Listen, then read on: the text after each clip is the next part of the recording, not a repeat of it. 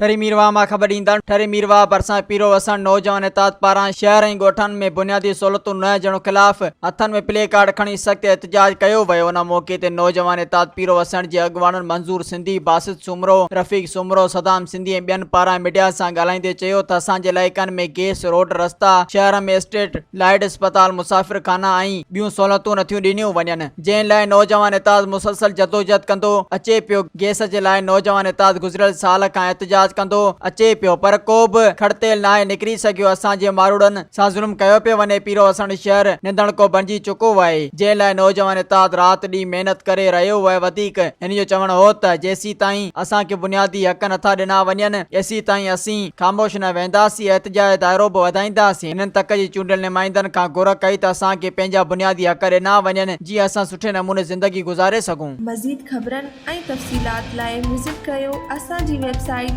www.awamiNewsHD.com ऐं ॾिसंदा रहो अवामी न्यूज़ HD।